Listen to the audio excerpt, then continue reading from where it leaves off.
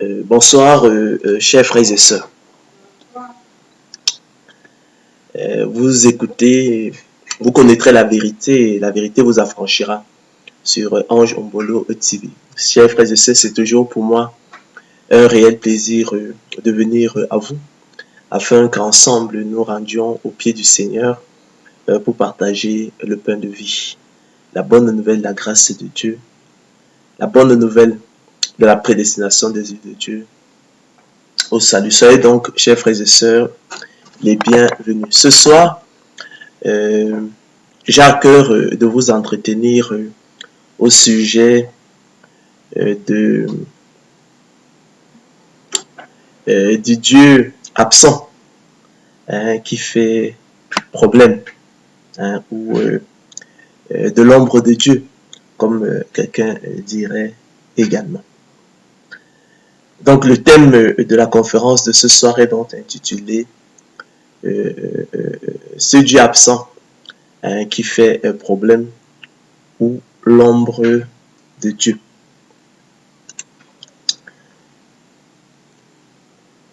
Comment disent-ils, chers frères et sœurs, qu'il n'y a ni Dieu et ni maître? L'apôtre Jean, chers frères et sœurs, rapporte dans son évangile que Thomas, l'un des 12, se montra incrédule lorsque les autres disciples lui dirent que le Seigneur Jésus-Christ était ressuscité. Il s'était présenté au milieu d'eux, selon qu'il est écrit. Thomas, appelé Didyme, l'un des 12, n'était pas avec eux lorsque Jésus vint. Les autres disciples lui dirent donc, « Nous avons vu le Seigneur. » Mais il leur dit, « Si je ne vois dans ses mains la marque des clous, et si je ne mets mon doigt dans la marque des clous, et si je ne mets ma main dans son côté, je ne croirai point. » 8 jours après, chers frères et sœurs, les disciples de Jésus étaient de nouveau dans la maison, et Thomas se trouvait avec eux. Jésus vint, les portes étant fermées, se présenta au milieu d'eux et dit, « La paix soit avec vous. » Puis il dit à Thomas, « Avance ici ton doigt et regarde mes mains. Avance aussi ta main et mets-la dans mon côté.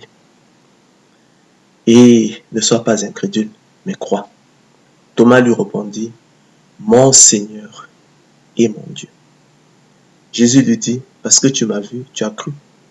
Heureux ceux qui n'ont pas vu et qui ont cru. » Ainsi, chers frères et sœurs, marchant par la vue et non par la foi, et regardant aux choses visibles et non à celles qui sont invisibles, l'homme se donne pour critère de la vérité la réalité sensible, la réalité intelligible. Pour lui, en effet, le vrai, c'est ce qui se voit, se touche, s'entend.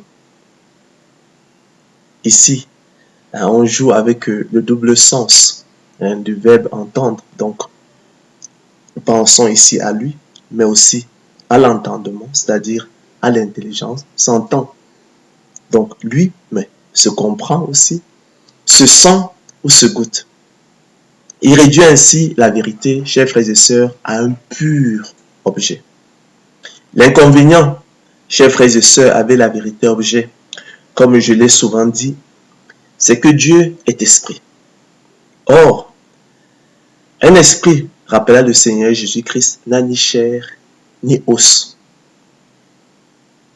Par conséquent, contrairement à un objet constitué d'atomes et de molécules, et que l'on peut donc toucher et voir, l'on ne peut ni le toucher ni le voir. Autrement dit, chers frères et sœurs, personne n'a jamais vu Dieu, que nul homme n'a vu ni ne peut voir, et qui habite une lumière inaccessible, selon qu'il est écrit.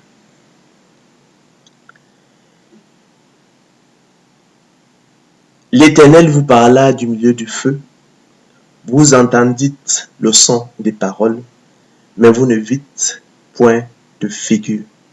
Vous n'entendîtes qu'une voix. Même à Moïse, chers frères et sœurs, qui parlait avec lui dans la colonne de nuit, face à face, comme un ami parle, comme un homme parle à son ami, et qui lui demandait déjà de lui faire voir sa face, l'Éternel dit, tu ne pourras pas voir ma face, car l'homme ne peut me voir et vivre. L'Éternel dit, voici un lieu près de moi. Tu te tiendras sur le rocher. Quand ma gloire passera, je te mettrai dans un creux du rocher. Je te mettrai dans un creux du rocher et je te couvrirai de ma main jusqu'à ce que j'ai passé. Et lorsque je retournerai ma main, tu me verras par derrière, mais ma face ne pourra être vue. Ainsi, chers frères et sœurs, le Dieu absent, invisible, devrions-nous plutôt dire, fait problème aux hommes. Cela est évident. Nous l'avons vu dans le cas de Thomas. Nous le voyons en fait autour de nous. Nous le voyons dans nos vies propres. Le livre de l'Exode s'en faisait déjà l'écho, chers frères et sœurs, lui qui rapporte l'incident du veau d'or. Selon qu'il est écrit, le peuple, voyant que Moïse tardait à descendre la montagne, s'assembla autour d'Aaron et lui dit, allons, fais-nous un Dieu qui marche devant nous, car ce Moïse, cet homme qui nous a fait sortir du pays d'Égypte, nous ne savons ce qu'il est devenu. Donc, vous voyez qu'ils ont besoin d'un Dieu, on va dire, présent, physique, un Dieu objet. Aaron leur dit, ôtez les anneaux d'or qui sont aux oreilles de vos femmes, de vos fils et de vos filles, et apportez-les-moi. Et tous ôtèrent les anneaux d'or qui étaient à leurs oreilles, et les apportèrent à Aaron. Et il les reçut de leurs mains, jeta l'or dans un moule, et fit un veau en fonte, et dirent, Israël, voici ton Dieu qui t'a fait sortir du pays d'Égypte. Lorsqu'Aaron vit cela, il bâtit un autel devant lui et il s'écria, demain, il y aura fête en l'honneur de l'Éternel. Le lendemain, ils se levèrent de bon matin et ils offrirent des holocaustes et des sacrifices d'action de grâce. Le peuple s'assit, chers frères et sœurs, pour manger et pour boire. Puis ils se levèrent pour se divertir. L'Éternel dit à Moïse, va, descends, car ton peuple que tu as fait sortir du pays d'Égypte s'est corrompu. Ils se sont promptement écartés de la voie que je leur avais prescrite. Ils se sont fait un veau en fonte. Ils se sont prosternés devant lui. Ils lui ont offert des sacrifices et ils ont dit, Israël, voici ton Dieu qui t'a fait sortir du pays d'Égypte. Et comme Moïse approchait du camp, il vit le veau et les danses. La colère de Moïse s'enflamma. Il jeta de ses mains les tables et les brisa au pied de la montagne. Il prit le veau qu'ils avaient fait et le brûla au feu. Il le réduisit en poudre, répandit cette poudre à la surface de l'eau et fit boire les enfants d'Israël. Moïse dit à Aaron, que t'a fait ce peuple pour que tu l'aies laissé commettre un si grand péché? Aaron répondit, que la colère de mon Seigneur ne s'enflamme point. Tu sais toi-même que ce peuple est porté au mal. Ils m'ont dit, fais-nous un Dieu qui marche devant nous. Fais-nous un Dieu que nous voyons, un Dieu qui marche devant nous, un Dieu objet. Car ce Moïse, cet homme qui nous a fait sortir du pays d'Égypte, nous savons ce qu'il est devenu. Je leur ai dit que ceux qui ont de l'or s'en dépouillent, et ils me l'ont donné, et je l'ai jeté au feu. Il en est sorti ce veau. Moïse vit que le peuple était livré au désordre et qu'Aaron l'avait laissé dans ses désordres, exposa le propre parmi ses ennemis. Le lendemain, Moïse dit au peuple, vous avez commis un grand péché. Je vais maintenant monter vers l'Éternel, j'obtiendrai peut-être le pardon de vos péchés. Moïse retourna vers l'Éternel et dit, ah, ce peuple a commis un grand péché. Ils se sont fait un Dieu d'or, un Dieu objet. Pardonne maintenant leurs péchés, sinon efface-moi de ton livre que tu as écrit. L'Éternel dit à Moïse, c'est celui qui a péché contre moi que j'effacerai de mon livre. Va donc conduire le peuple où je t'ai dit, voici, mon ange marchera devant toi. Mais au jour de ma vengeance, je les punirai de leurs péchés. L'Éternel frappa le peuple parce qu'il avait fait le veau fabriqué par Aaron. Chers frères et sœurs, personne n'a jamais vu Dieu. Le Fils unique qui est dans le sein du Père est celui qui l'a fait connaître. C'est que nul n'a vu le Père, chers frères et sœurs, sinon celui qui vient de Dieu. Celui l'a vu le Père. Jésus prit la parole et dit, « Je te loue, Père, Seigneur du ciel et de la terre, de ce que tu as caché ces choses aux sages et aux intelligents, et de ce que tu les as révélées aux enfants. Oui, Père, je te loue de ce que tu l'as voulu ainsi. Toutes choses m'ont été données par mon Père, et personne ne connaît le Fils si ce n'est le Père. Personne non plus ne connaît le Père si ce n'est le Fils, et celui à qui le Fils veut le révéler. » En effet, chers frères et sœurs, après avoir autrefois, à plusieurs reprises et de plusieurs manières, parlé à nos pères par les prophètes, chers frères et sœurs, Dieu, dans ces derniers temps, nous a parlé par le Fils, qu'il a établi héritier de toutes choses, par lequel il a aussi créé le monde, et qui, étant le reflet de sa gloire et l'empreinte de sa personne, et soutenant, chers frères et sœurs, toutes choses par sa parole puissante, a fait la purification des péchés et s'est assis à la droite de la majesté divine dans les lieux très hauts, devenu d'autant supérieur aux anges, qu'il a hérité, chers frères et sœurs, d'un nom plus excellent que le leur. Il est l'image du Dieu invisible, le premier-né, chers frères et sœurs, de toute la création. Dieu est esprit, chers frères et sœurs, et il faut que ceux qui l'adorent, l'adorent en esprit et en vérité. Car ce sont là les adorateurs que le Père demande. Le Dieu qui a fait le monde, chers frères et sœurs, et tout ce qui s'y trouve, étant le Seigneur du ciel et de la terre, n'habite point dans des temples faits de mains d'hommes. Il n'est point servi par des mains humaines, comme s'il avait besoin de quoi que ce soit. Lui qui donne à tous la vie, la respiration et toutes choses. Il a fait que tous les hommes, chers frères et sœurs, sortis d'un seul sang, habitassent sur toute la surface de la terre, ayant déterminé la durée des temps et les bornes de leur demeure. Il a voulu qu'ils cherchassent le Seigneur et qu'ils s'efforçassent de le trouver en tâtonnant, bien qu'il ne soit pas loin de chacun de nous, car en lui, chers frères et sœurs, nous avons la vie, le mouvement et l'être. C'est ce qu'ont dit aussi quelques-uns de vos poètes. De lui, nous sommes la race. Ainsi donc, chers frères et sœurs, étant la race de Dieu. Nous ne devons pas croire que la divinité soit semblable à de l'or, à de l'argent ou à de la pierre sculptée par l'art et l'industrie de l'homme. Dieu, chers frères et sœurs, sans tenir compte des temps d'ignorance, annonce maintenant à tous les hommes, en tout lieu, qu'ils aient à se repentir. Parce qu'il a fixé un jour où il jugera le monde selon la justice, par l'homme qu'il a désigné, ce dont il nous a donné à tous une preuve certaine en le ressuscitant des morts. Cette espérance du jugement du monde selon la justice de Dieu, lui, le juste juge et juste législateur, nous la possédons comme une encre de l'âme, sûre et solide. Elle pénètre au-delà du voile, là où Jésus est entré pour nous comme précurseur, ayant été fait souverain sacrificateur pour toujours selon l'ordre de Melchisédek. En effet, chers frères et sœurs, ce Melchisédek, roi de Salem, sacrificateur du Dieu très haut, qui alla au-devant d'Abraham lorsqu'il revenait de la défaite des rois, qu'il bénit, et à qui Abraham donna la dîme de tout, qui est d'abord roi de justice, d'après la signification de son nom, ensuite roi de Salem, c'est-à-dire roi de paix, qui est sans père, sans mère, sans généalogie, qui n'a ni commencement de jour ni fin de vie, mais qui est rendu semblable au Fils de Dieu. Ce Melchisédek, disais-je, demeure sacrificateur à perpétuité. Considérez combien est grand celui auquel le patriarche Abraham donna la dîme du butin.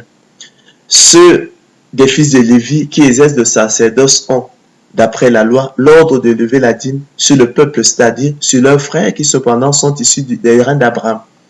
Et lui, qui ne tirait pas de son origine, il leva la dîme sur Abraham et il bénit celui qui avait les promesses. Or, chers frères et sœurs, c'est sans contredit l'inférieur qui est béni par le supérieur. Et ici, ceux qui perçoivent la dîme sont des hommes mortels. Mais là, c'est celui dont il est attesté qu'il est vivant. De plus, Lévi, qui perçoit la dîme, la paya pour ainsi dire par Abraham, car il était encore dans les reins de son père, lorsque Melchisédek alla au-devant d'Abraham.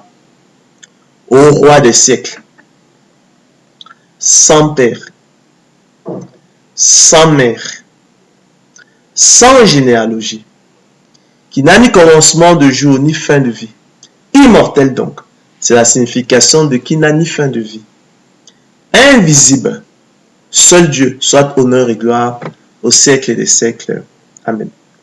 C'est pourquoi aussi, chers frères et sœurs, la colère de Dieu se réveille du ciel contre toute impiété et toute injustice des hommes qui retiennent injustement la vérité captive.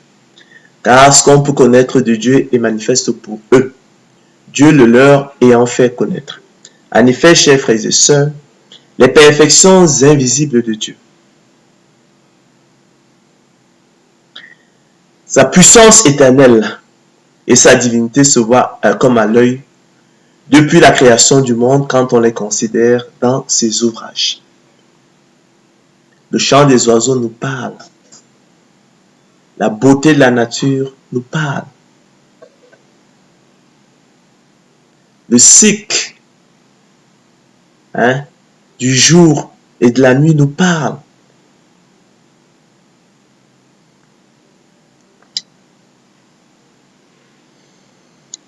Ils sont donc inexcusables puisque, chers frères et sœurs, ayant connu Dieu, ils l'ont point glorifié comme Dieu et ne lui ont point rendu grâce.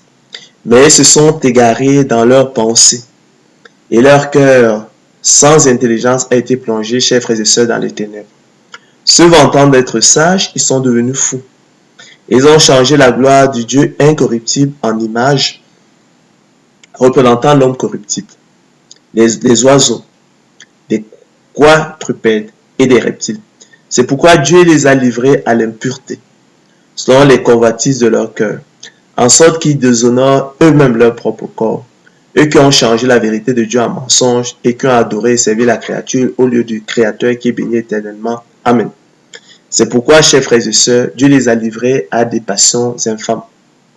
Car leurs femmes ont changé l'usage naturel en celui qui est contre nature. Et de même, les hommes, abandonnant l'usage naturel de la femme, se sont enflammés dans leurs désirs les uns pour les autres, commettant homme avec homme des choses infâmes et recevant en eux-mêmes le salaire que méritait leur égarement. Comme ils ne se sont pas souciés de connaître Dieu, Dieu les a livrés à leur sens réprouvé pour commettre des choses indignes, étant remplis de toute espèce d'injustice, de méchanceté, de cupidité, de malice, plein d'envie, de meurtre, de querelles, de ruse, de malignité, rapporteurs, médisants, impies, arrogants, hautains, fanfarons, ingénieux au mal, rebelles à leurs parents, dépourvus d'intelligence, de loyauté, d'affection naturelle, de miséricorde. Eh bien, qui connaissent le jugement de Dieu déclarant digne de mort ceux qui commettent de telles choses. Non seulement, chers frères et sœurs, ils les font, mais écrit l'apôtre Paul, ils approuvent ce qu'ils les font. Soumission et usage de la raison, affirme donc Pascal, chers frères et sœurs, qui veut que la raison, quand elle renonce à ses droits face à la révélation des paroles de Dieu, qui lui est supérieure, le fasse de bon gré. Il faut savoir douter où il faut, assurer où il faut, en se soumettant où il faut. Qui ne fait ainsi, écrit-il, n'entend pas la force de la raison. La raison voudrait comprendre, chers frères et sœurs, ce qui est. Elle voudrait, comme dit Pascal, posséder la vérité directement, et c'est justement ce qui ne lui est pas donné. Le grand enseignement des mathématiques pour Pascal réside dans la défaite finale de la raison devant l'évidence. Tout ce qui est incompréhensible ne cesse pas d'être. Car la dernière démarche de la raison est de reconnaître qu'il y a une infinité de choses qui la surpassent. Elle n'est que faible, chers frères et sœurs, si elle ne va jusqu'à reconnaître cela. C'est pourquoi, quand la raison, poussée par son ambitieux désir de preuve, aboutit, de doute en doute, au vide complet, c'est bien la révélation des paroles de Dieu qui la soutient et l'empêche d'extravaguer. Selon qu'il est écrit, la révélation de tes paroles, ô Éternel, est claire elle éclaire les yeux et elle donne l'intelligence aux simples.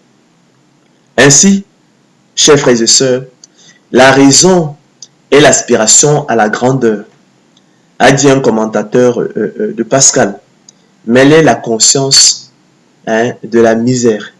Elle est toujours active et toujours grande à condition d'aboutir à sa propre disqualification. Notre certitude, chers frères et sœurs, dépend de l'ordre des choses, non de la raison dont le rôle n'est pas de couronner nos facultés sensibles pour nous rapprocher de la connaissance de Dieu, mais de creuser davantage le gouffre qui sépare l'homme déchu de la vérité.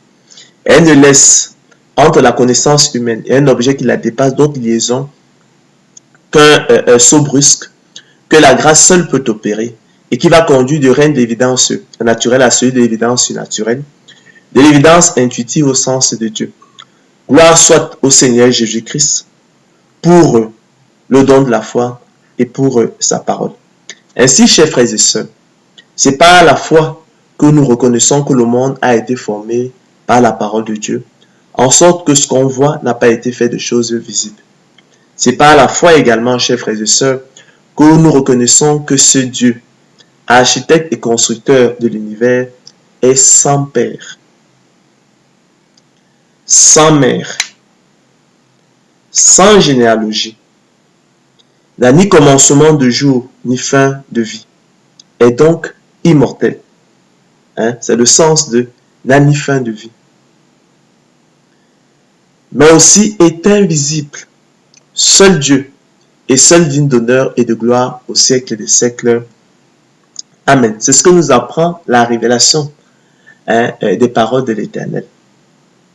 Ce Dieu, chers frères et sœurs, dans les âges passés, a laissé toutes les nations suivre leur propre voie, quoi qu'il n'ait cessé de rendre témoignage de ce qu'il est, en faisant du bien, en vous dispensant du ciel des pluies et des saisons fertiles, en vous donnant la nourriture avec abondance et en remplissant vos cœurs de joie. Ce Dieu fait toutes choses bonnes en son temps. Et même, il a mis dans le cœur de l'homme la pensée de l'éternité. Bien que l'homme ne puisse pas saisir l'œuvre que Dieu fait du commencement jusqu'à la fin. Car l'homme, rappelle l'Écriture, a l'intelligence d'un fou. Il est né comme le petit d'un âne sauvage. Il n'est pas seulement né comme le petit d'un âne, mais d'un âne sauvage. Néanmoins, chers frères et sœurs, la révélation de ces paroles est claire. Elle éclaire les yeux et donne l'intelligence aux saints. Aussi, allons-nous y recourir pour éclairer les yeux des aveugles et donner l'intelligence aux simples, selon qu'il est écrit. Nous n'allons que lire en fait la parole de Dieu, notamment le livre de Job, où effectivement ce thème-là effectivement est abordé, où il est question en fait effectivement de l'ombre de Dieu, pour qu'effectivement ces paroles-là éclairent les yeux effectivement des aveugles, des incrédules. On va parler effectivement de cette création qui raconte effectivement la gloire de Dieu. Elle est l'ombre de Dieu. D'accord? Alors, considère les cieux, mon frère, et regarde, ma sœur, vois les nuées, comme elles sont au-dessus de toi. Si tu pèches, quel tort lui causes-tu? Et quand tes péchés se multiplient, que lui fais-tu? Si tu es juste, que lui donnes-tu? Que reçoit-il de ta main? Ta méchanceté, mon frère, ne peut nuire qu'à ton semblable. Ta justice n'est utile qu'au Fils de l'homme. On crie contre la multitude des oppresseurs. On se plaint de la violence d'un grand nombre. Mais nul ne dit, où est Dieu, mon Créateur, qui inspire des chants d'allégresse pendant la nuit, qui nous instruit plus que les bêtes de la terre et nous donne l'intelligence plus qu'aux oiseaux du ciel. On a beau crier alors, Dieu ne répond pas à cause de l'orgueil des méchants. C'est en vain que l'on crie, Dieu n'écoute pas. Le Tout-Puissant n'y a point égard. Bien que tu dises que tu ne le vois pas, Ma sœur, mon frère, ta cause est devant lui. Attends-le. Mais parce que sa colère ne sévit point encore, ce n'est point à dire qu'il est peu souci du crime. Ainsi, ils ouvrent vainement la bouche. Ils multiplient des paroles sans intelligence. Ainsi, ces hommes méchants, ces hommes incrédules. Dieu est plus grand que l'homme, chers frères et sœurs. Veux-tu donc disputer avec lui, ma sœur? Veux-tu discuter avec lui, mon frère? Parce qu'il ne rend aucun compte de ses actes. Parce qu'il te semble absent, il ne l'est pas.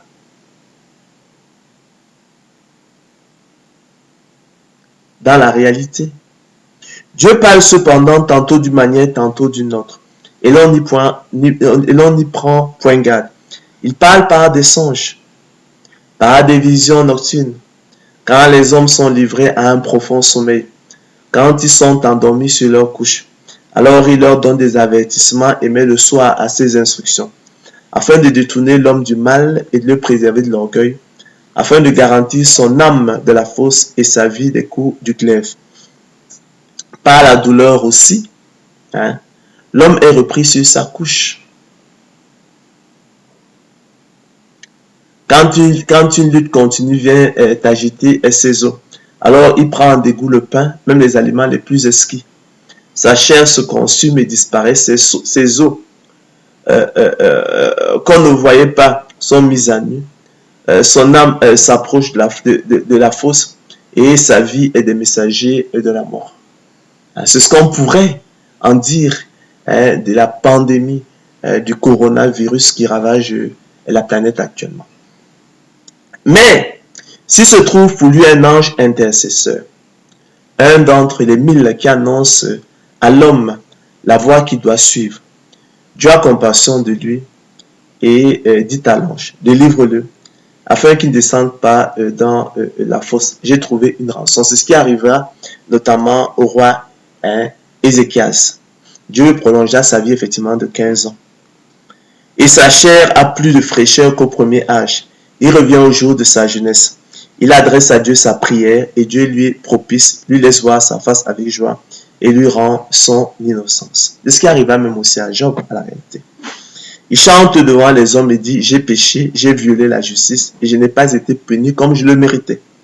Dieu a délivré mon âme pour qu'elle n'entre pas dans la fosse et ma vie s'épanouit à la lumière.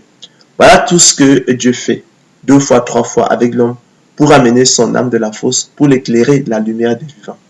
Sois attentif, mon frère, écoute ma sœur, tais-toi et je parlerai.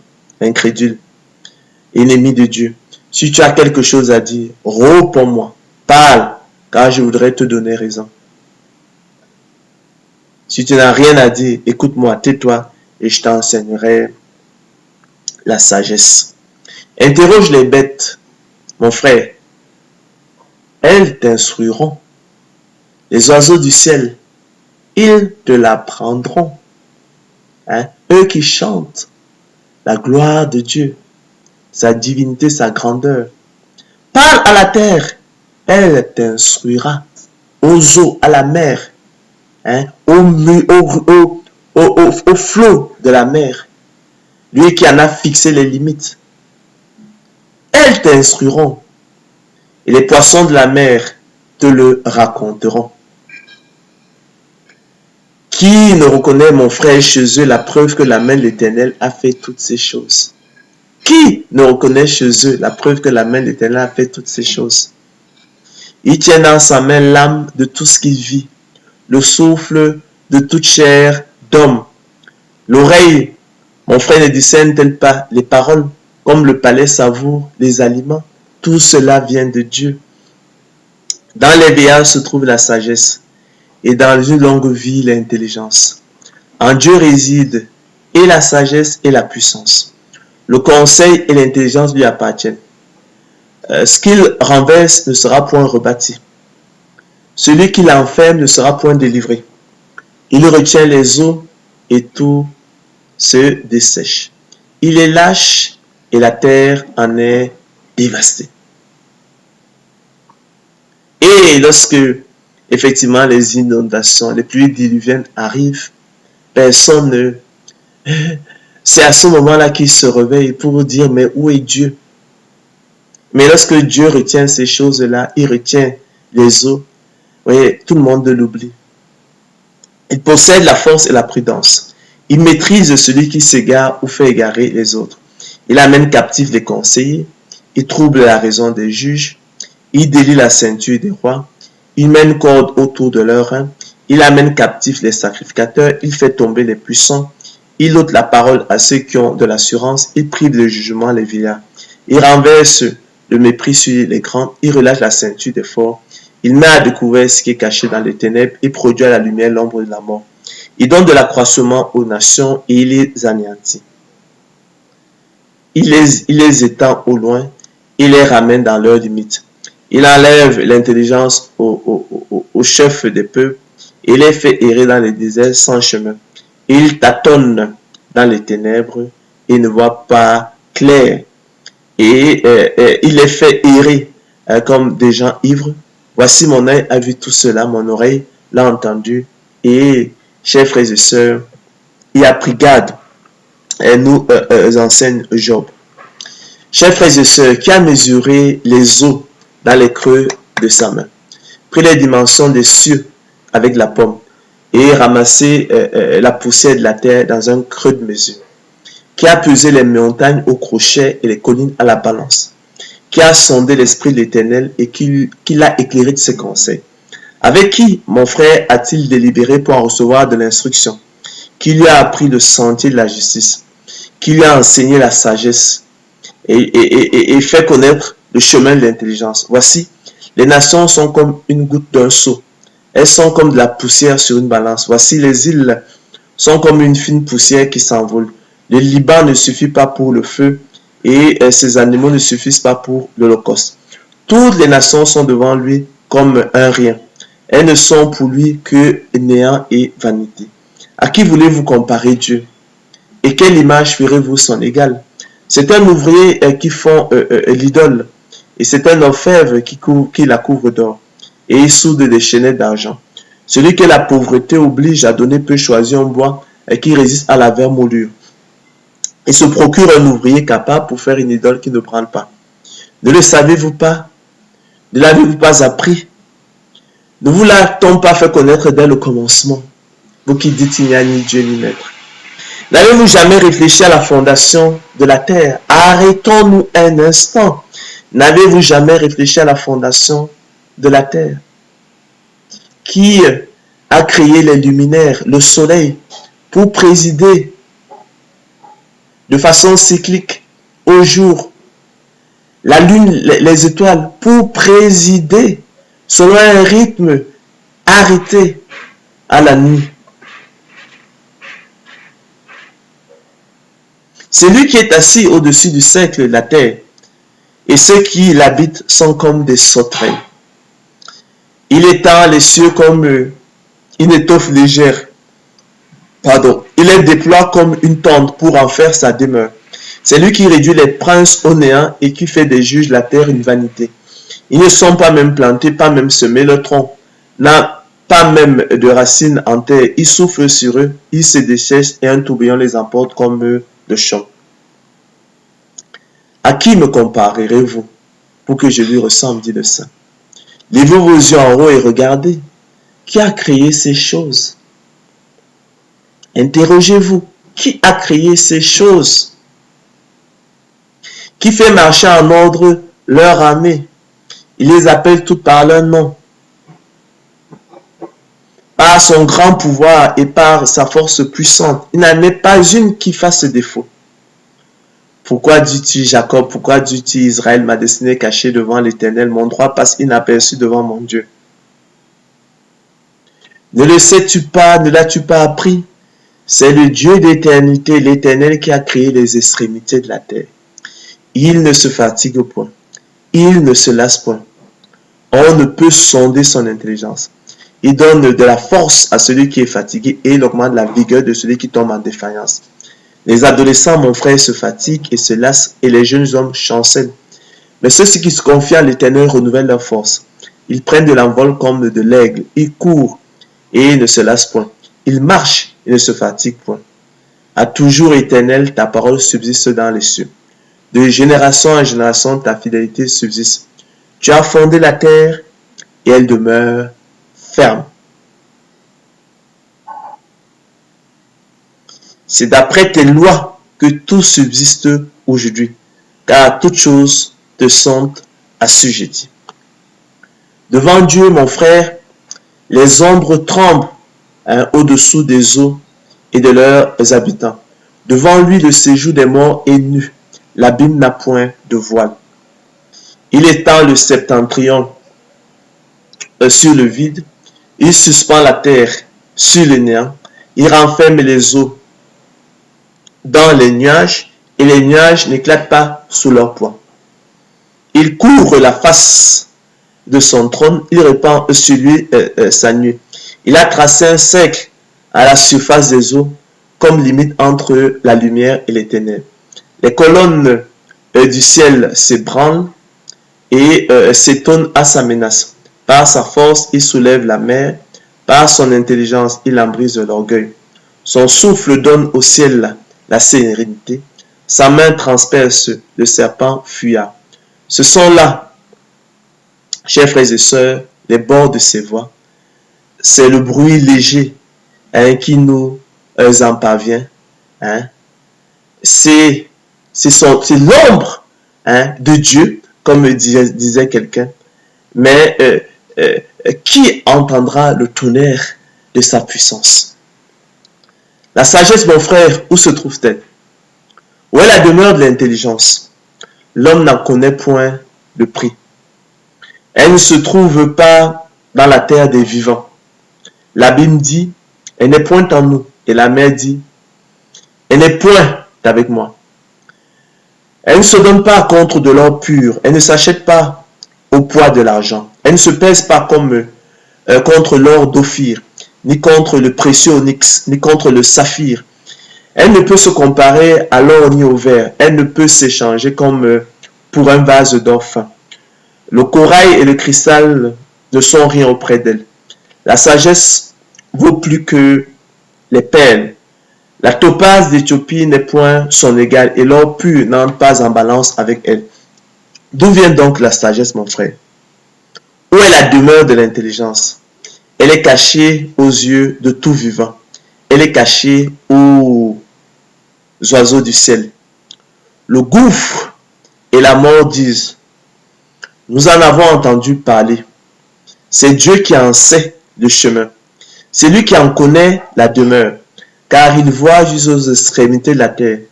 Il aperçoit tout sous les cieux. Quand il régla le poids du vent, et qu'il fixa la mesure des eaux, quand il donna des lois à la pluie, et qu'il traça la route de l'éclair et du tonnerre, alors il vit la sagesse et la manifesta. Il en posa les fondements et la mit à l'épreuve. Puis il dit à l'homme, voici, la crainte du Seigneur, c'est la sagesse. S'éloigner du mal, c'est l'intelligence. Écoutez-moi donc, homme de sens. Loin de Dieu l'injustice, loin du Tout-Puissant est l'iniquité. Ira à l'homme selon ses œuvres, il rétribue chacun selon ses voies. Non, certes, Dieu ne commet pas l'iniquité, le Tout-Puissant ne viole pas la justice. Qu'il a, mon frère, chargé de gouverner la terre, qui a confié l'univers à ses soins. S'il ne pensait qu'à lui-même, s'il retirait à lui son esprit et son souffle, toute chair périrait soudain et l'homme rentrerait dans la poussière. Si tu as de l'intelligence, écoute ceci, prête l'oreille au son de mes paroles. Un ennemi de la justice régnerait-il? Et condamneras-tu le juste, le puissant, qui proclame la méchanceté des rois et l'iniquité des princes, qui n'a point égard à l'apparence des grands et ne distingue pas le riche du pauvre, parce que tous sont l'ouvrage de ses mains. En un instant, ils perdent la vie. Au milieu de la nuit, un peuple chancelle et périt. Le puissant disparaît sans la main d'aucun homme. Car Dieu voit la conduite de tous. Il a les regards sur les pas de chacun. Il n'y a ni ténèbres, ni ombre de la mort où puissent se cacher ceux qui commettent l'iniquité. Dieu n'a pas besoin d'observer longtemps pour qu'un homme entre en jugement avec lui. Il brise les grands sans information et met d'autres à leur place. Car il connaît leurs œuvres, il les renverse de nuit et ils sont écrasés. Il les frappe, comme des impies à la face de tous les regards. En se détournant de lui, en abandonnant tous ses voies, ils ont fait monter à Dieu le cri du pauvre. Ils l'ont rendu attentif au cri du malheureux. S'il donne le repos, qui répandra le trouble? S'il cache sa face, qui pourra le voir? Il traite à l'égal soit une nation, soit un homme, afin que l'impie ne domine plus et qu'il ne soit plus un piège pour le peuple. Car a-t-il jamais dit à Dieu, j'ai été châtié, je ne pécherai plus, montre-moi ce que je ne vois pas. Si j'ai commis des injustices, je n'en commettrai plus. Est-ce d'après toi que Dieu rendra la justice? C'est toi qui rejettes, qui choisis, mais non pas moi. Ce que tu sais, dis-le donc. Les hommes de sens sauront de mon avis. Le sage qui m'écoute pensera comme moi. Tu parles sans intelligence. Et tes discours, mon frère, manquent de raison. Garde-toi, par conséquent, de te livrer au mal, car la souffrance t'y dispose. Dieu est grand par sa puissance. Qui saurait enseigner comme lui? Qui lui prescrit ses voies? Qui ose dire tu fais mal? Souviens-toi d'exalter ses voies, ses œuvres, que célèbrent tous les hommes. Tout homme les contemple, chacun les voit de loin. Dieu est grand, mais sa grandeur nous échappe. Le nombre de ses années est impénétrable. L'avons dit précédemment, il n'a ni commencement de jour, ni fin de vie. Il attire à lui les gouttes d'eau. Il est réduit en vapeur et forme la pluie. Les nuages la laissent couler. Il la répand sur la foule des hommes. Et qui comprendra le déchirement de la nuit, le fracas de Satan? Voici il étend autour de lui sa lumière, et il se cache jusque dans les profondeurs de la mer. Par ces moyens, il juge les peuples, et il donne la nourriture avec abondance. Il prend la lumière dans sa main, il la dirige sur ses adversaires, il s'annonce par un grondement, les troupeaux pressentent son approche. Mon cœur est tout tremblant. Il bondit hors de sa place. Écoutez le frémissement de sa voix, le grondement qui sort de sa bouche. Il le fait rouler dans toute l'étendue des cieux, et son éclair brille jusqu'aux extrémités de la terre. Puis éclate un rugissement. Il tonne de sa voix majestueuse. Il ne retient plus l'éclair dès que sa voix retentit. Dieu tonne avec sa voix d'une manière merveilleuse. Il fait de grandes choses que nous ne comprenons pas. Il dit à la neige, tombe sur la terre. Et il le dit à la pluie, même aux fortes pluies, aux pluies diluviennes. Il met un sceau sur la main de tous les hommes afin que tous se reconnaissent comme ses créatures. L'animal sauvage se retire dans une caverne et se couche dans sa tanière. L'ouragan vient du midi et le froid des vents du nord. Par son souffle, mon frère, Dieu produit la glace. Il réduit l'espace où se répandaient les eaux. Il charge de vapeur les nuages, il les disperse étincelants. Leur évolution varie selon ses desseins pour l'accomplissement de tout ce qu'il leur ordonne sur la face de la terre habitée. C'est comme une verge dont il frappe sa terre ou comme un signe de son amour qui les fait apparaître. Sois attentif à ces choses, ma sœur. Toi qui contestes avec l'Éternel, considère encore les merveilles de Dieu. Sais-tu comment Dieu les dirige? Il fait briller son nuage étincelant. Comprends-tu le balancement des nuées? Les merveilles de celui dont la science est parfaite. Sais-tu pourquoi tes vêtements sont chauds quand la terre se repose sur le vent du midi? Peux-tu comme lui étendre les cieux, aussi solide qu'un miroir de fonte? Fais-nous connaître ce que nous devons lui dire. Hein? Nous sommes trop ignorants pour nous adresser à lui. Lui annoncera-t-on que je parlerai. Mais quel est l'homme qui désire sa pète? On ne peut fixer le soleil qui resplendit dans les cieux lorsqu'un vent passe et en ramène la pureté. Le septentrion le rend éclatant comme l'or. Oh, que la majesté de Dieu est redoutable, mon frère. Nous serons parvenus jusqu'au Tout-Puissant, grand par la force, par la justice, par le droit souverain. Il ne répond pas, c'est pourquoi les hommes doivent le craindre. Il ne porte les regards, mon frère, sur aucun sage. Chers frères et sœurs, là c'était les paroles des hommes. Nous allons à présent vous révéler en fait la parole même de Dieu. Celle-là qu'il adressa du milieu de la tempête à Job, qui, vous le savez, voulait contester effectivement avec Dieu. Selon qu'il est écrit. Alors l'Éternel répondit du milieu de la tempête et dit: qui est celui qui obscurcit mes desseins par des discours sans intelligence? Il s'adressa à Job, mais cela est valable pour toi. Oui, toi qui dis qu'il n'y a ni Dieu ni maître. Hein? Oui, il s'adressa à Job, mais c'est valable, ces paroles-là s'adressent à toi. Oui, ces femmes qui disent qu'il n'y a ni Dieu ni maître, elles sont maîtresses de leur corps. Qui est celui qui obscurcit mes desseins par des discours sans intelligence? Saint terrain comme un vaillant homme, je t'interrogerai et tu m'instruiras. Où étais-tu quand je fondais la terre? Dis-le si tu as de l'intelligence. Qui en a fixé les dimensions? Le sais-tu? Ou qui a étendu sur elle le cordeau? Sur quoi ces bases sont-elles appuyées? Ou qui en a posé la pierre angulaire, alors que les étoiles du matin éclataient en chant d'allégresse, et que tous les fils de Dieu poussaient des cris de joie? Qui a fermé la mer avec des portes, quand elle s'élança du sein maternel? Quand je fis de la nuée son vêtement, et de l'obscurité ses langes. Quand je lui imposai ma loi, et que je lui mis des barrières et des portes.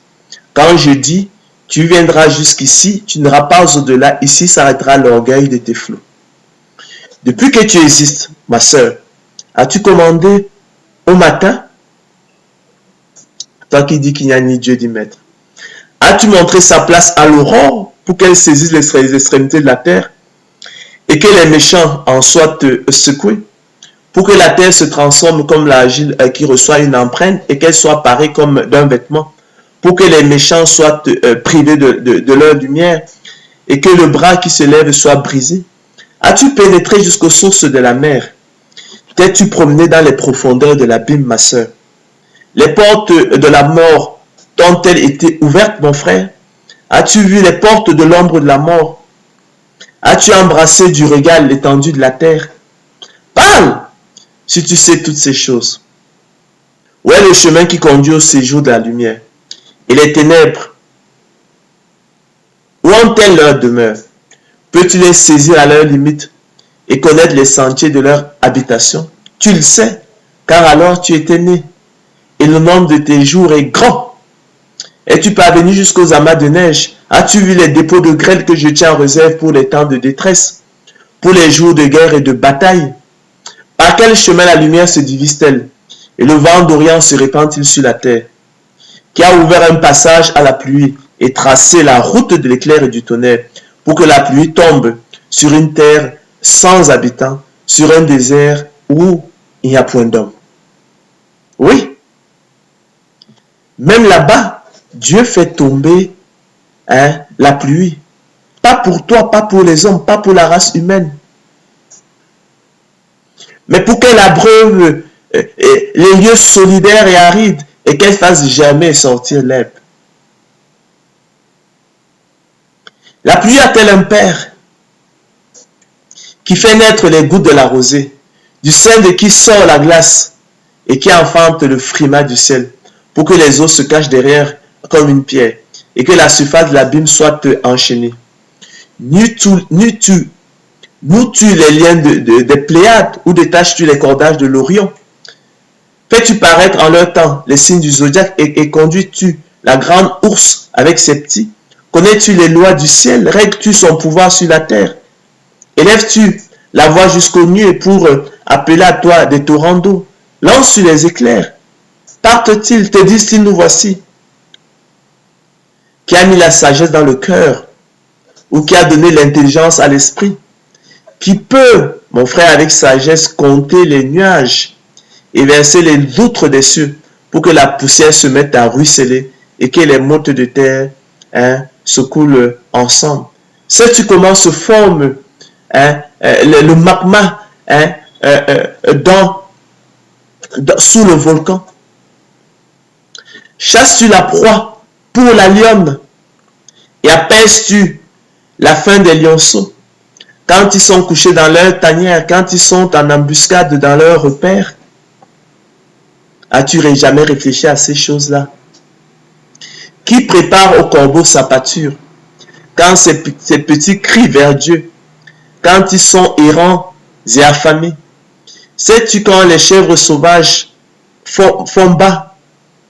Observes-tu les biches quand elles mettent bas? Comptes-tu les mois pendant lesquels elles portent? Et connais-tu l'époque où elles enfantent?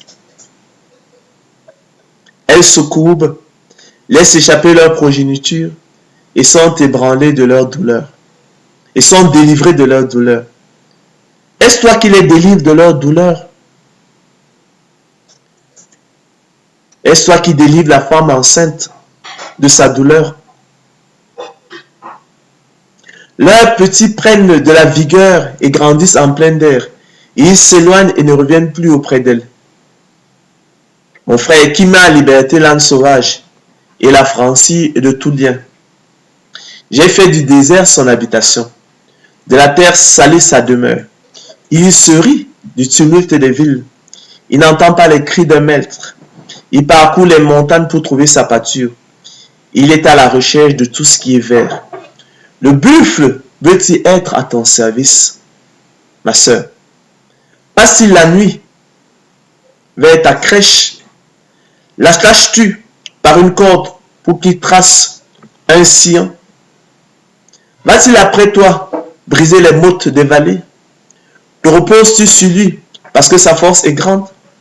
Lui abandonnes-tu le soin de tes travaux agricoles pour faire des labours? Te fuis-tu à lui pour la rentrée de ta récolte, comme tu le ferais pour un bœuf?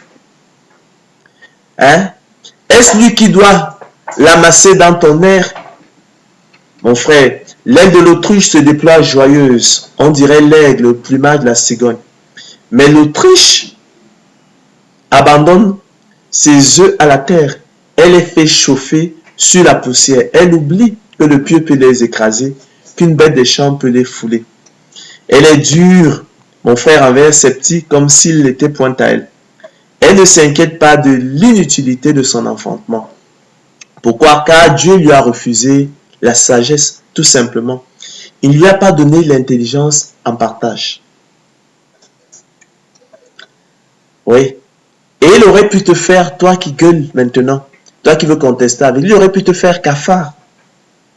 Que tu n'aurais rien à dire, si ce n'est de brailler, que tu ne pourrais rien faire. Oui, Dieu lui a refusé la sagesse, et s'en plaint-elle. Il n'y a pas de l'intelligence en partage. Quand elle se lève, elle prend sa course, elle se rit du cheval et de son cavalier. Est-ce toi qui donne la vigueur au cheval et qui revêt son cou d'une crinière flottante, magnifique? Le fais-tu bondir comme la sauterelle? Son fier hennissement répand la terreur. Il creuse le sol et se réjouit de sa force. Il se lance au-devant des armes. Il se rit de la crainte. Il n'a pas peur. Il ne recule pas en face de l'épée. Sur lui retentit le carquois. Brille la lance et le javelot. Bouillonnant d'ardeur Il dévore la terre. Il ne peut se contenir au bruit de la trompette. Quand la trompette sonne, il dit en avant. Et de loin, il fait la bataille. La voix étonnante des chefs et les cris de guerre. Est-ce par ton intelligence que l'épervier prend son vol et qu'il étend ses ailes vers le midi? Est-ce par ton ordre que l'aigle s'élève et qu'il place son nid sur les hauteurs? C'est dans les rochers qu'il habite, qu'il a sa demeure, sur la cime des rochers, sur le sommet des monts. De là, il épie sa proie. Il plonge loin les regards. Ses petits boivent le sang. Et là où sont des cadavres, l'aigle se trouve. L'Éternel dit, celui qui dispute contre le Tout-Puissant est-il convaincu? Celui qui calomnie le Tout-Puissant est-il convaincu? Celui qui obscurcit les desseins du Tout-Puissant par des discours sans intelligence est-il convaincu? As-tu jamais réfléchi à ces choses, à la création du monde, à la manière dont l'univers fonctionne? Comment peux-tu parler? Comment peux-tu entendre? Comment peux-tu goûter des aliments? Prendre plaisir à manger? Prendre plaisir à écouter de la musique, l'harmonie des sons. As-tu réfléchi à tout ça? Comment ton oreille peut percevoir ces choses-là? Celui qui conteste avec Dieu, a-t-il une réponse à faire? As-tu une réponse à faire, ma soeur? As-tu une réponse à faire, mon frère? Voici. Oui, je suis trop peu de choses. Que répliquerai-je? Que répliquerai-je? Répondit Job. Je mets la main sur ma bouche, je la ferme, je la boucle. J'ai parlé une fois, je ne répondrai plus. 2 fois, je n'ajouterai rien. L'Éternel répondit au milieu de la tempête et dit, Saint terrain comme un vaillant homme, je t'interrogerai, tu m'instruiras. Anéantiras-tu jusqu'à ma justice? Me condamneras-tu pour te donner droit? As-tu un bras comme celui de Dieu, une voix tonnante comme la sienne? Orne-toi de magnificence et de grandeur. Revêt-toi de splendeur et de gloire. Répands les flots de ta colère. Et d'un regard, abaisse les hautains. D'un regard, humilie les hautains.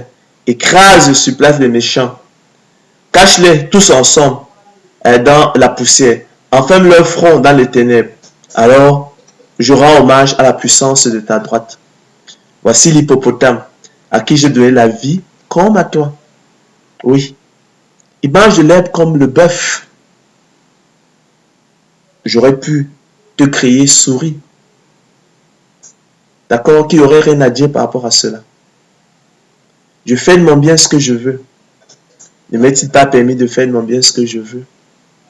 Toi qui élèves des poulets, qui a une ferme de poulets, tu élèves des poulets, tu en fais ce que tu veux.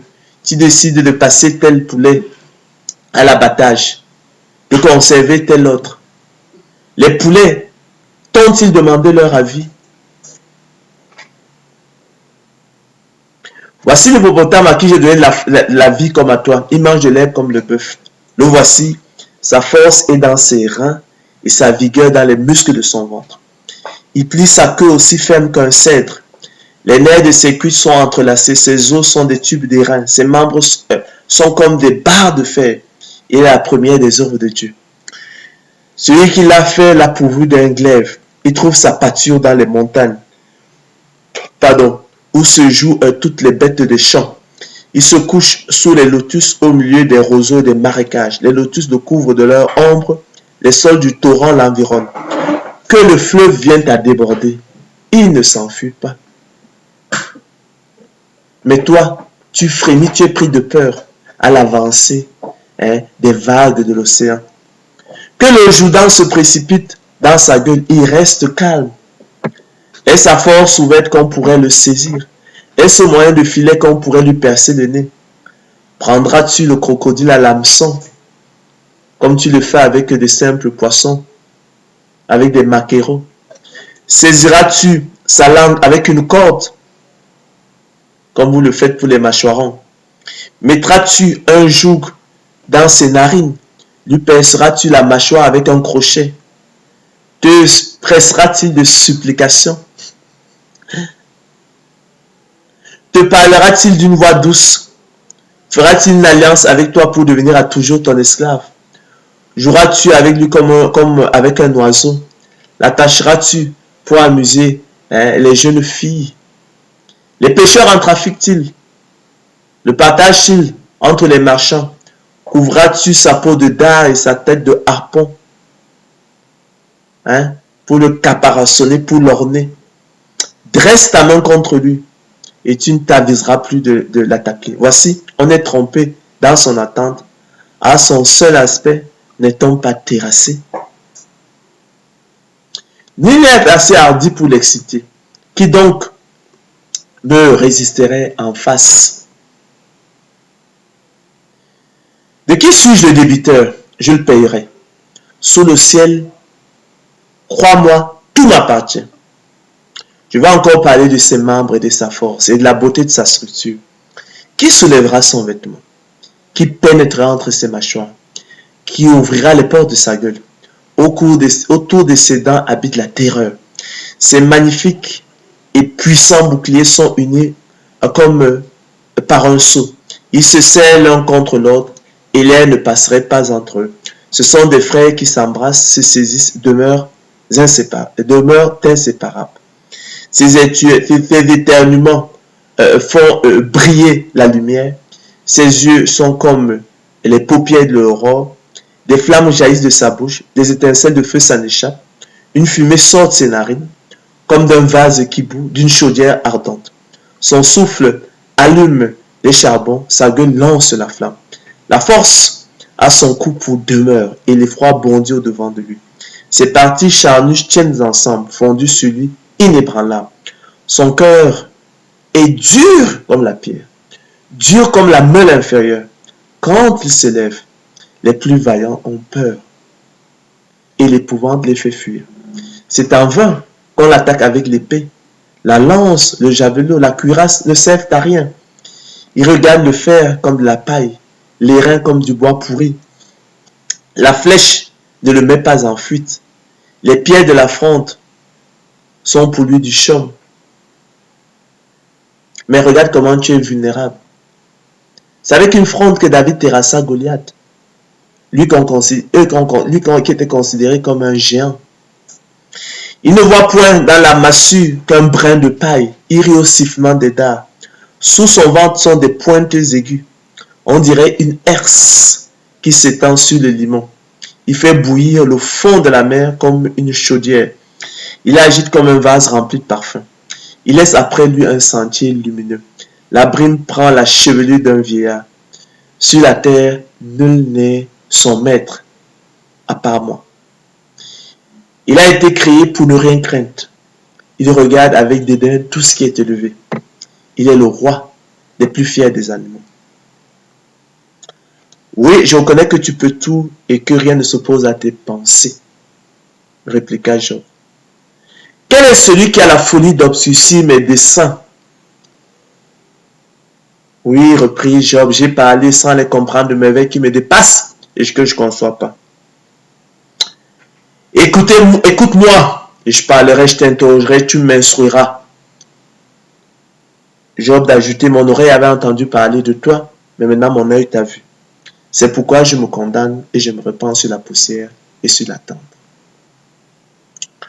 Ô éternel Dieu, la révélation de tes paroles éclaire les yeux et donne l'intelligence aux simples. Et que dirais-je encore, mon frère, ma soeur, pour te convaincre? Car le temps me manquerait pour parler du principe de causalité, pour poser Dieu comme la cause ultime des phénomènes et le premier moteur de l'univers. Le temps me manquerait pour parler de l'harmonie du monde, qui inspira cette pensée à Voltaire. L'univers m'embarrasse, et je ne puis songer que cette horloge existe et n'est point d'horloger. Pour rappeler qu'il ne saurait y avoir d'horloge sans horloger. Le temps me manquerait, mon frère, pour parler de l'horloge interne ou biologique, cet ensemble de mécanismes biochimiques et physiologiques qui maintiennent chez l'homme et l'animal une répartition rythmique de l'activité de l'organisme. Le temps me manquerait pour parler des 5 sens que sont la vue, qui permet de percevoir les objets, l'ouïe qui me permet de percevoir les sons, l'odorat qui me permet de percevoir les odeurs, le goût qui me permet de goûter les aliments et le toucher qui me permet effectivement de toucher, de palper les objets pour relever leur singularité étonnante. Le temps me manquerait pour parler du corps, de l'âme et de l'esprit et de leurs fonctions respectives, tous ceux aussi étonnants. Le temps me manquerait pour parler de la beauté d'une fleur, d'un oiseau bigarré, d'un paysage, pour affirmer qu'elle ne saurait résulter d'un assemblage fortuit, hasardeux, mais de la souveraine intelligence de Dieu. Le temps me manquerait pour parler de l'argument par la finalité, ou comme on dit encore, l'argument théologique, pour relever que l'ordre du monde exige une cause première intelligente, qui grouperait en direction d'un but les conditions d'existence de tous les phénomènes. Le temps me manquerait pour parler de l'accomplissement prophétique, comme la preuve suprême de l'inspiration et de l'autorité de la Bible.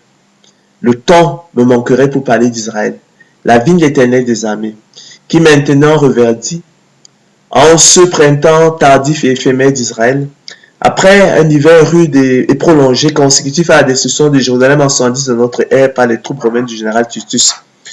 Nous annonçons les beaux jours d'été du millénium sabbatique. Et nous indiquons par là même, mon frère, que le Fils de l'homme est proche à la porte pour établir le royaume d'Israël et instaurer son royaume messianique de justice et de paix. En effet, la prophétie de la résurrection nationale d'Israël et de son avenir glorieux est la grande prophétie qui s'accomplit en direct sous nos yeux et les médias s'en font chaque jour et l'écho. En effet, chers frères et sœurs, l'Éternel a choisi Israël avant la fondation du monde comme peuple de l'Alliance et est entré avec lui dans une relation qui ne sera jamais abolie selon qu'il est écrit. Je t'aime d'un amour éternel, je t'aime d'un amour inconditionnel, c'est pourquoi aussi je conserve ma bonté. Je te rétablirai encore et tu seras rétabli, Vierge d'Israël. Aussi, Dieu n'a point rejeté son peuple qu'il a connu d'avance, qu'il a aimé d'avance, qu'il a choisi d'avance, qu'il a élu d'avance. Écoutez cette parole que l'Éternel prononce, enfants d'Israël. Je vous ai choisi, vous seuls, parmi toutes les familles de la terre. C'est pourquoi, ainsi parle l'Éternel qui a fait le soleil pour éclairer le jour, qui a destiné la lune et les étoiles à éclairer la nuit, qui soulève la mer et fait mugir ses flots, lui donne le nom l'Éternel des armées. Si ces lois viennent à cesser devant moi, dit l'Éternel, la race d'Israël aussi cessera pour toujours d'être une nation devant moi. Ainsi parle l'Éternel des armées. Si les cieux en haut peuvent être mesurés, si les fondements de la terre en bas peuvent être sondés, alors je rejetterai toute la race d'Israël à cause de tout ce qu'ils ont fait, dit l'Éternel. Et il a annoncé, mon frère, dès le commencement qu'il ramènera Israël sur la terre promise. Après l'avoir châtié pour ses iniquités, son iniquité, sa prostitution, sa désobéissance et sa rébellion selon qu'il est écrit. Dans les temps à venir, Jacob prendra racine. Israël poussera des fleurs et des rejetons et remplira le monde de ses fruits. Il remplira le monde de ses fruits. Le salut vient des Juifs. Israël est une bénédiction pour le monde. C'est le lieu pour moi de faire une légère digression pour vous mettre en garde contre tous ceux-là qui sèment en vous la haine d'Israël. Or, Israël est une bénédiction. Le Seigneur qui l'a dit, le salut vient des Juifs. Israël remplira le monde de ses fruits. Il agit et agira. Qui s'y opposera? Pourrais-tu t'opposer à cela? Enfin, chers frères et sœurs, à ceux qui ironiquement imposent le problème du mal pour réfuter l'existence de Dieu, en rappelant toutes les misères du monde et en mettant en valeur les plus choquantes. Relevons en toute rigueur, chers frères et sœurs, leur inconséquence, et qu'ils veulent reprocher les misères du monde à un Dieu qui précisément n'existerait pas et auquel, chers frères et sœurs, ils ne croient pas. Cette position affaiblit d'ailleurs singulièrement l'athéisme, dans la mesure où l'argument avancé se retournerait fatalement contre l'homme lui-même, l'accusateur de Dieu, à qui l'on serait bien obligé d'imputer effectivement la responsabilité du mal. La seule excuse de Dieu, pour reprendre ironiquement la formule célèbre de Stendhal, étant précisément qu'il n'existe pas. En effet, comment pourrait-on imputer la responsabilité du mal à ce qui n'existe pas? Ainsi, chers frères et sœurs, du fait de l'inconséquence des athées, le problème du mal est un argument stérile et toute discussion à ce niveau devient inutile, car ne fournissant pas les clés au douloureux mystère du mal.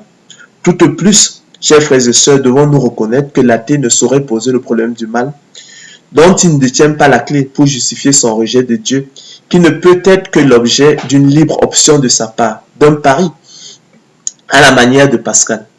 Mais la conscience humaine, chers frères et sœurs, en tant qu'elle est dépassement, transcendance, appelle à une surexistence. Ne révèle-t-elle pas en elle-même, alors même qu'elle proclamerait l'absence de Dieu, sa présence secrète, selon qu'il est écrit? Jésus se rendit à la montagne des Oliviers. Mais dès le matin, il alla de nouveau dans le temple et tout le peuple vint à lui. S'étant assis, il les enseignait. Alors, les scribes et les pharisiens amenèrent une femme surprise en adultère. Et la plaçant au milieu du peuple, ils dirent à Jésus, « Maître, cette femme a été surprise en flagrant délit d'adultère. Moïse, dans la loi, nous a ordonné de lapider de telles femmes. Toi donc, que dis-tu » Il disait cela naturellement, chers frères et sœurs, pour l'éprouver afin de pouvoir l'accuser.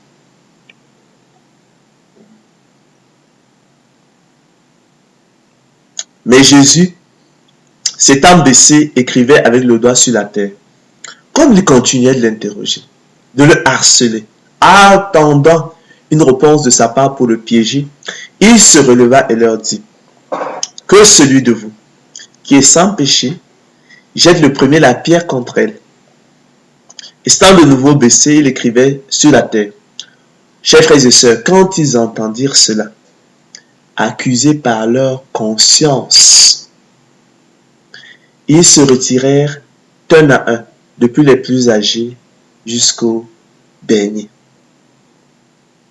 De même, Judas, qui avait livré Jésus, voyant qu'il était condamné, se repentit et rapporta les 30 pièces d'argent aux principaux sacrificateurs et aux anciens en disant, « J'ai péché en livrant le sang innocent. » Ils répondirent, « Que nous importe, cela te regarde. »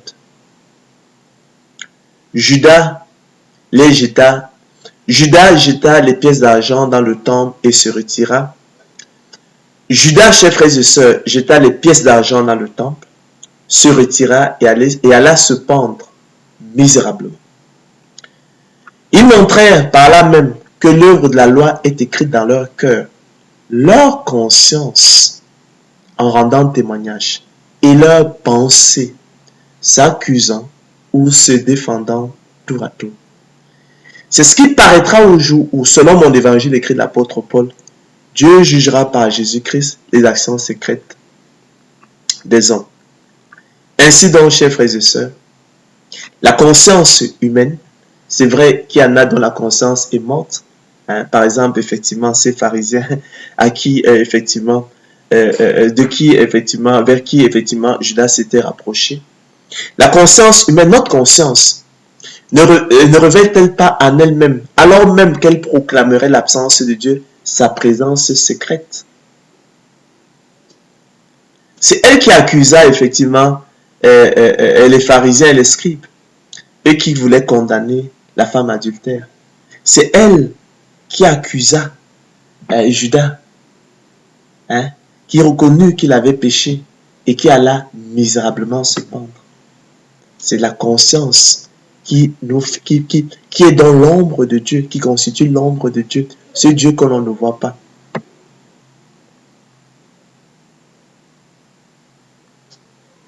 Ils montrèrent donc par là même tous ces gens que l'œuvre de la loi était écrite dans leur cœur.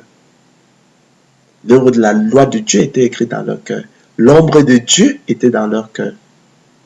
Leur conscience, en rendant témoignage, et leur pensée s'accusant ou se défendant tour à tour. C'est ce qui paraîtra au jour où, selon mon évangile, écrit l'apôtre Paul, Dieu jugera par Jésus-Christ les actions secrètes des hommes. D'accord? Ainsi, chers frères et sœurs, le Dieu qui a fait le monde et tout ce qui s'y trouve, étant le Seigneur du ciel et de la terre, n'habite point dans des temples faits de main d'homme. Il n'est point servi par des mains humaines, comme s'il avait besoin de quoi que ce soit. Lui qui donne à tous la vie, la respiration et toutes choses. Il a fait que tous les hommes, sortis d'un seul sang, habitassent sur toute la surface de la terre, ayant déterminé la durée des temps et les bornes de leur demeure. Il a voulu qu'ils cherchassent le Seigneur et qu'ils s'efforçassent de le trouver en tâtonnant. C'est ce dont il est question, bien qu'il ne soit pas loin de chacun de nous. Donc, bien que nous ne le voyions pas, il n'est pas absent. Car en lui, nous avons la vie, le mouvement et l'aide. C'est ce qu'ont dit aussi quelques-uns de vos poètes, comme Étienne Souriau, dans son livre intitulé « L'ombre de Dieu ». Il a écrit ceci, il a dit ceci. Dans ce mode d'existence où s'effectue concrètement notre effort, en son décours temporel et historique, c'est l'envers de la tapisserie que nous apparaît. Là où sont les nœuds, les rugosités, les effilochements, les incohérences fragmentaires. Mais la trame n'est pas absolument opaque. Mystérieusement, des ombres et des lumières s'y promènent qui parfois la rendent assez translucide pour qu'on puisse de façon fugitive entrevoir en transparence la chose éclatante qui est de l'autre côté. Aujourd'hui, explique l'apôtre Paul dans sa première épître aux Corinthiens, nous voyons au moyen d'un miroir, d'une manière obscure, mais alors nous verrons face à face. Aujourd'hui, nous connaissons en partie, mais alors nous connaîtrons comme nous avons été connus. Car nous connaissons en partie et nous prophétisons en partie. Mais quand ce qui est parfait sera venu, ce qui est partiel disparaîtra. Lorsque nous étions des enfants, nous parlions comme des enfants, mon frère. Nous pensions comme des enfants, nous raisonnions comme des enfants. Lorsque nous sommes devenus hommes, nous avons fait disparaître ce qui était de l'enfant. Aujourd'hui, nous voyons donc au moyen d'un miroir, d'une manière obscure, mais alors nous verrons face à face. D'accord? Oui. Mais parce que la colère du Tout-Puissant ne sévit point encore. Chers frères et sœurs, ce n'est point à dire qu'il ait peu souci du crime, selon qu'il est écrit. Ainsi parle l'Éternel. Le ciel est mon trône et la terre mon marchepied. Quelle maison pourriez-vous me bâtir et quel lieu me donneriez-vous pour demeure? Toutes ces choses, ma main les a faites et toutes ont reçu de l'existence, dit l'Éternel. Voici sur qui je porterai mes regards. Sur celui qui souffre et qui a l'esprit abattu. Sur celui qui craint ma parole. Celui qui immole un bœuf est comme celui qui tuerait un homme. Celui qui sacrifie un agneau est comme celui qui romprait la nuque à un chien. Celui qui présente une offrande est comme celui qui répandrait du sang de porc. Celui qui brûle de l'encens, est comme celui qui adorait des idoles. Tous ceux-là se complaisent dans leur voix et leur âme trouve du plaisir dans leurs abominations. Moi aussi, je me complairai dans leur infortune et je ferai venir sur eux ce qui cause leur effroi. Parce que j'ai appelé et qui n'ont point répondu. Parce que j'ai parlé et qui n'ont point écouté. Mais ils ont fait ce qui est mal à mes yeux et ils ont choisi ce qui me déplaît. Écoutez la parole de l'Éternel, vous qui craignez sa parole. Voici ce que disent vos frères qui vous haïssent et qui vous repoussent à cause de mon nom. Que l'Éternel montre sa gloire et que nous voyions votre joie. Vous entendez ça? Criez à haute voix, puisqu'il est Dieu. Peut-être est-il occupé. Il pense à quelque chose. Ou il est en voyage. Peut-être dort-il. Et il se réveillera. Vous entendez leurs moqueries, mais ils seront confondus.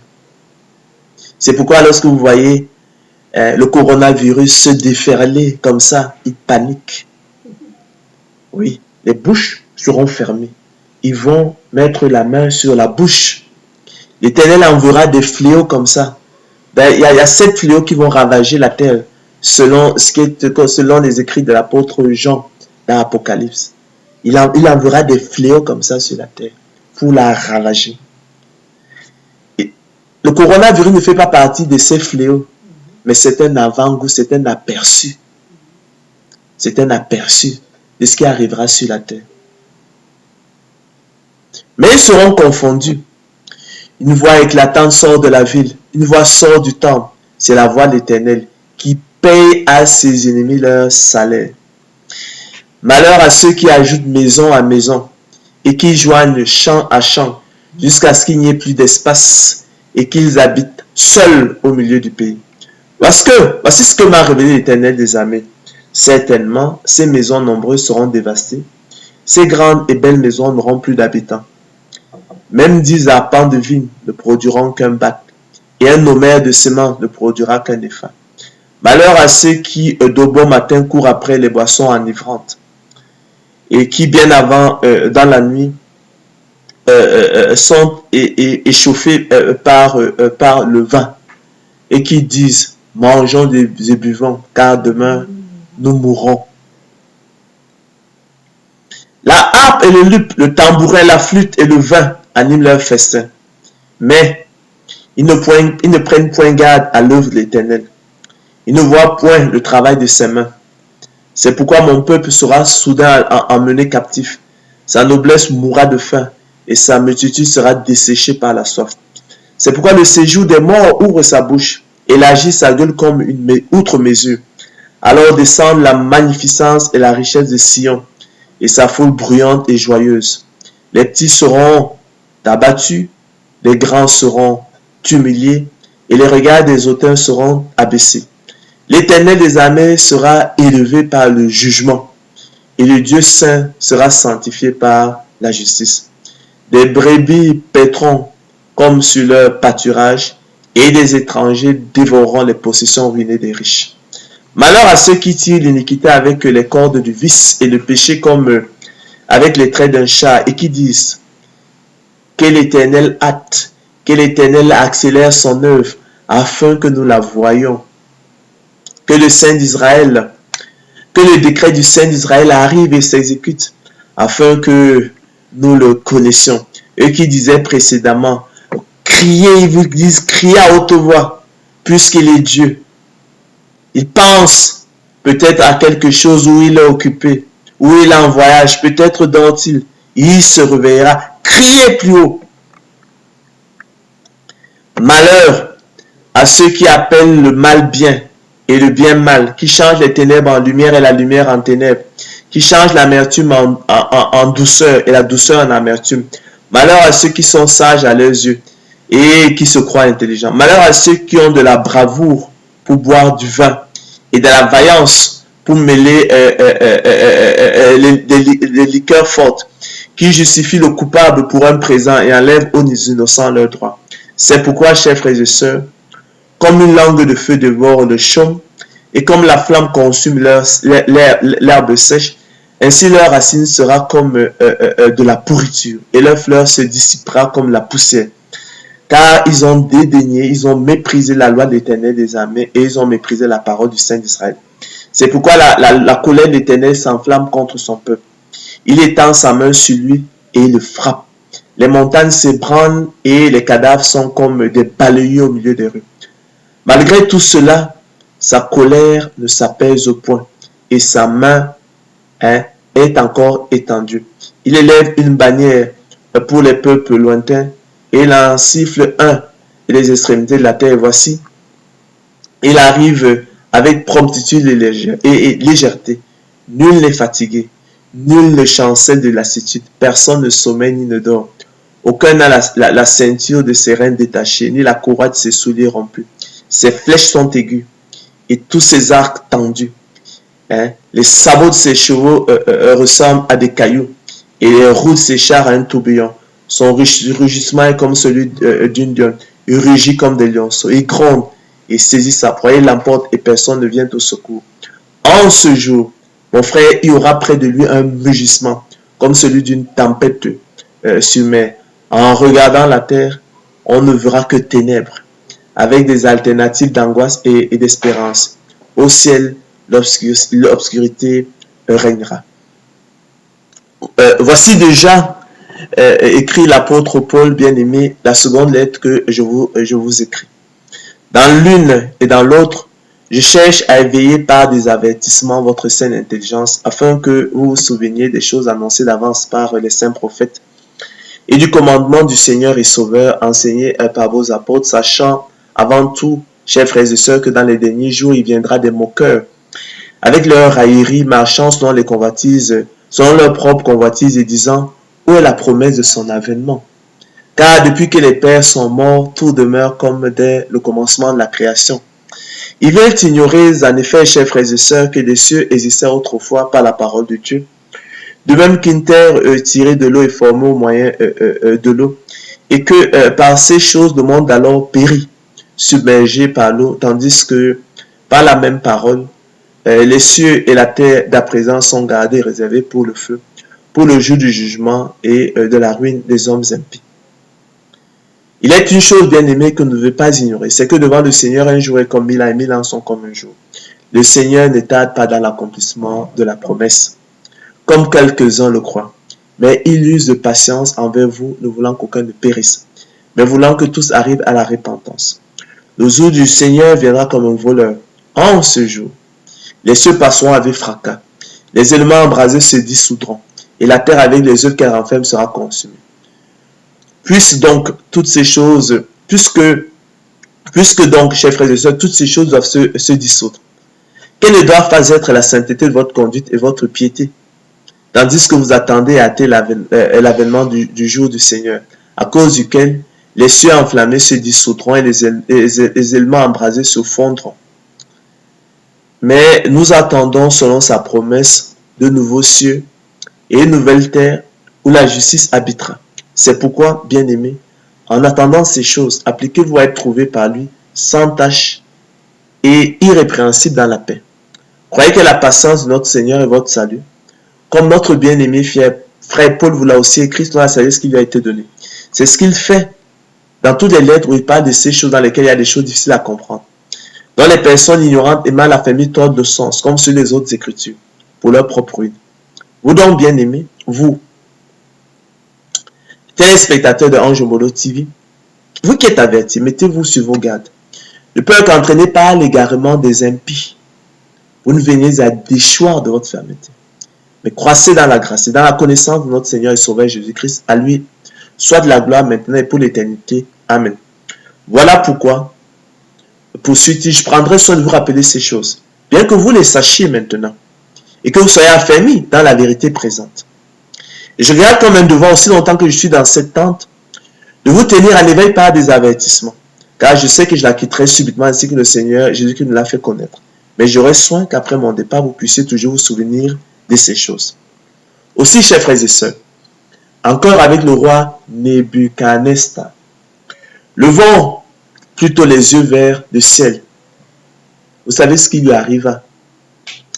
Afin que la raison nous revienne, pour bénir, louer et glorifier le Très-Haut, selon qu'il est écrit, moi Nebuchadnezzar, je levai les yeux vers le ciel et la raison me revint. J'ai béni le Très-Haut, j'ai loué et glorifié celui qui vit éternellement, celui dont la domination est une domination éternelle et dont le règne subsiste de génération en génération. Tous les habitants de la terre ne sont à ses yeux que néant. Il agit comme il lui plaît avec l'armée des cieux et avec tous les habitants de la terre. Et il n'y a personne qui résiste à sa main et qui lui dise, que fais-tu? En ce temps-là, la raison me revint.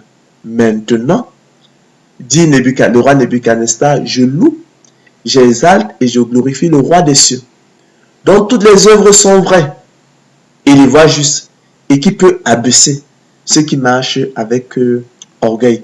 Pour qu'ils s'arrêtent, il peut vous envoyer un fléau pour que vous arrêtiez, que votre orgueil là soit détruite, comme un château de cartes, soit broyé à la poussière qu'emporte le vent.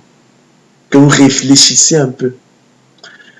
Je suis le seul Dieu juste et qui sauve. En l'Éternel seul, me dira-t-on, réside la justice et la force. À lui viendront pour être confondus tous ceux qui étaient irrités contre lui. Oui, vous qui dites, il n'y a ni Dieu ni maître. Je forme la lumière et je crée les ténèbres. Je donne la prospérité et je crée l'adversité. Moi, l'Éternel, je fais toutes ces choses. Malheur à qui conteste avec son Créateur. Vase parmi les vases, des vases de terre. L'argile dit-elle à celui qui la façonne, que fais-tu? Et ton œuvre, il n'a point de main. Malheur à celui qui dit à son père, pourquoi m'as-tu engendré, à sa mère, pourquoi m'as-tu enfanté? Ainsi parle l'Éternel, le Saint d'Israël et son Créateur. Veut-on me questionner sur l'avenir, me donner des ordres sur mes enfants et sur l'œuvre de ma main? C'est moi qui ai fait la terre et qui sur elle ai créé l'homme. C'est moi, ce sont mes mains qui ont déployé les cieux et c'est moi qui ai disposé toute leur armée. Mon frère, qui dira qu'une chose arrive sans que le Seigneur l'ait ordonné?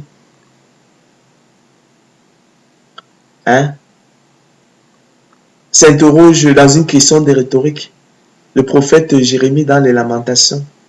Qui dira qu'une chose arrive sans que le Seigneur l'ait ordonné? Et je répète, n'est-ce pas de la volonté du Très-Haut que viennent les maux et les biens? Pourquoi l'homme vivant se plaindrait-il?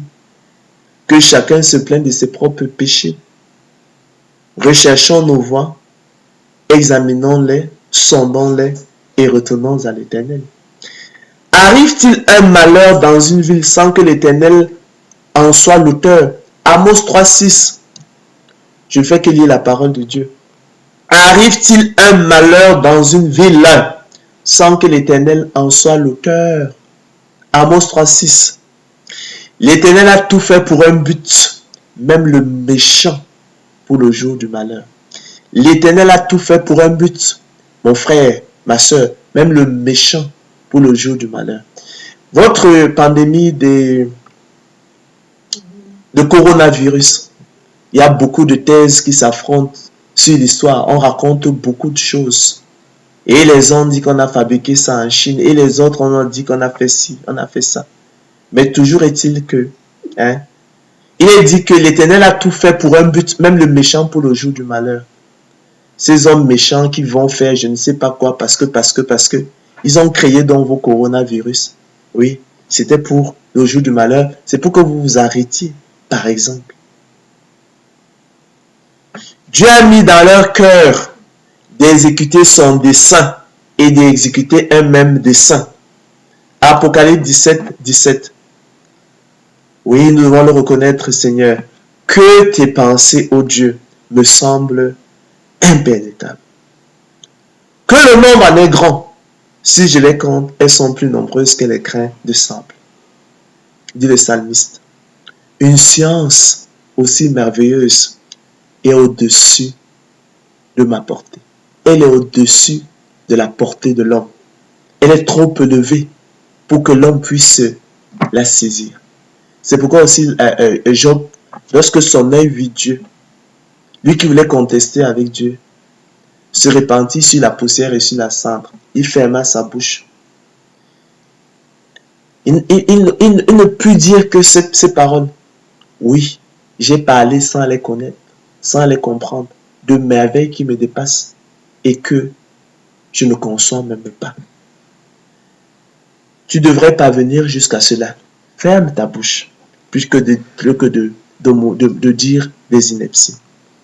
Ainsi, chers amis, l'Éternel est juste et souverain dans son monde qu'il a créé. Et je pèse les mots. Il est seul sage. Car la folie de Dieu est plus sage que les hommes. Et la faiblesse de Dieu est plus forte que les hommes.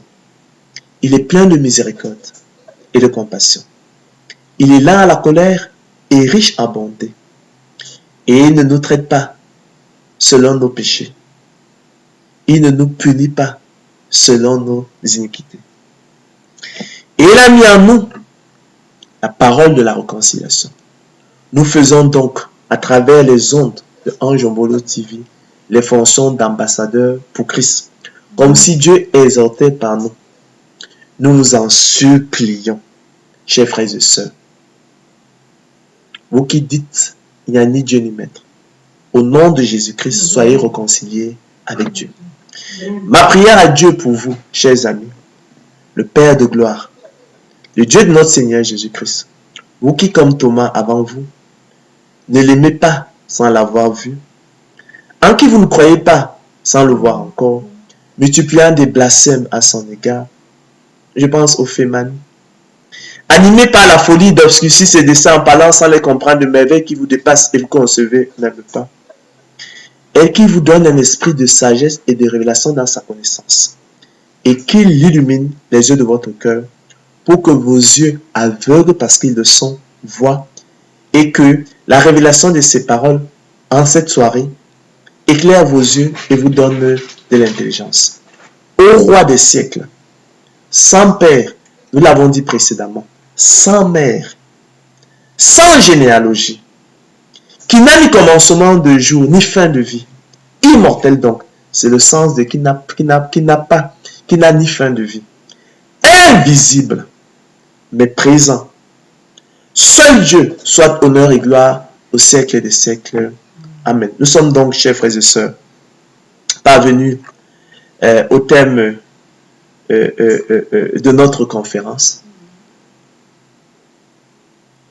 Nous avons, à travers la parole même de l'Éternel, selon qu'il est écrit, ô Éternel, la révélation de tes paroles est claire, elle éclaire les yeux, donne l'intelligence aux simples. Nous avons donc voulu apporter effectivement cette parole de l'Éternel. L'Éternel n'a pas besoin d'avocat pour qu'effectivement elle produise leur effet et qu'elle ne retourne pas au Seigneur sans avoir accompli effectivement son œuvre. Que vos cœurs soient touchés. Selon qu'il est écrit, si vous entendez sa voix, n'endurcissez pas vos cœurs. Reconnaissez que la création seule,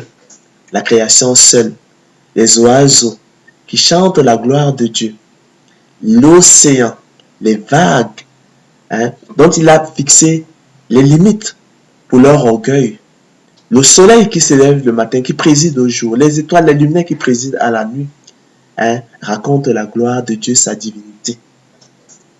C'est l'ombre de Dieu, comme a dit un de vos poètes. C'est l'ombre, tout ça c'est l'ombre de Dieu. Oui, que tes pensées, ô Dieu, me semblent impénétrables. Que le nombre en est grand. Si je les compte, elles sont plus nombreuses que les grains de sable. Une science aussi merveilleuse et au-dessus de la portée de l'homme. Elle est trop élevée pour que nous puissions la saisir. Fais-nous le don de la foi, Seigneur, afin que nous croyions en toi. Que nous croyions que le monde a été formé par ta parole. De sorte que ce que l'on voit n'a pas été fait de choses invisibles. Que nous croyons, Seigneur Jésus-Christ, que toi qui es le maître et l'architecte de l'univers, tu n'as ni père, c'est étonnant, tu n'as ni mère, tu n'as ni généalogie, tu n'as ni commencement de jour ni fin de vie, tu es immortel, que tu es invisible, mais tu es bel et bien présent, tu as voulu que nous te cherchions en tâtonnant. Seigneur Jésus-Christ, bien que tu ne sois point éloigné de chacun de nous. Tu es seul Dieu et seul digne d'acclamation. C'est touche le cœur des incrédules. Touche le cœur des incrédules. Tu sais de quoi nous sommes formés. Nous sommes formés que de la poussière. Bonne soirée et à la prochaine.